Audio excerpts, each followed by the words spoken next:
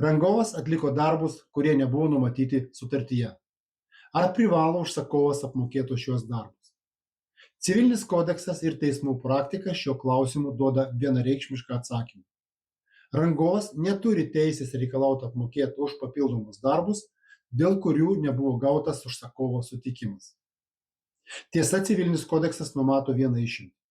Rangovas gali ir privalo atlikti darbus, jeigu statybos darbų sustabdymas reikštų statybos objekto sugadinimą arba žuvimą. Sutikimas atlikti papildomus darbus gali būti duodamas raštu ir jeigu sutartis nedraudžia, žodžiu arba taip vadinamais konkludentiniais veiksmais. Pateiksiu pavyzdį.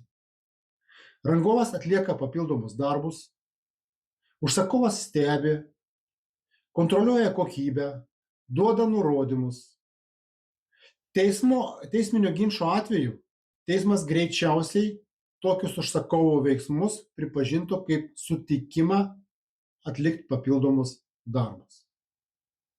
Nors taisyklė dėl apmokėjimo už papildomus darbus yra pakankamai aiški, daugiausiai teisinių ginčų kyla dėl to, ar iš tikrųjų buvo duotas sutikimas atlikti papildomus darbus. Pateiksiu pavyzdį iš teismų praktikos. Subrangovas, matydamas, kad reikia atlikti papildomus sutartyje nenumatytus darbus, parengė dokumentą, kuriame surašė darbus, įkainius, kiekius ir pavadino dokumentą komercinis pasiūlymas. Šiame dokumente nebuvo žodžių papildomi darbai. Generalinis rangovas, gavęs šį dokumentą, komercinį pasiūlymą, uždėjo tokią vizą. Darbus ir medžiagas aktuoti pagal faktinį medžiagų sunaudojimo kiekį šio įkainio rėmuose. Subrangovas atliko darbus, tačiau genrangovas atsisakė apmokėti, motyvuodamas tuo, kad jis nedavė sutikimo atlikti papildomus darbus. Ginčas persikėlė į teismą. Teismai sprendė šį klausimą 3 instancijose. Ir jie skirtingai traktavo ginčo šalių veiksmų prasmę. Pirmos instancijos teismas sprendė, kad sutikimas atlikti papildomus darbus nebuvo duotas.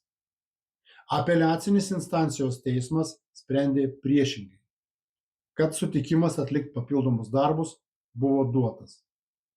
Galutinį žodį tarė Lietuvos aukščiausiasis teismas, kuris pripažino taip pat, kad sutikimas atlikti papildomus darbus buvo duotas. Taigi apibendrinkim. Nors taisyklė dėl papildomų darbų apmokėjimo yra pakankamai aiški, tačiau komunikuojant šiuo klausimu, užsakovas ir rangovas turėtų būti labai konkretūs, siekiant išvengti teisinių ginčų.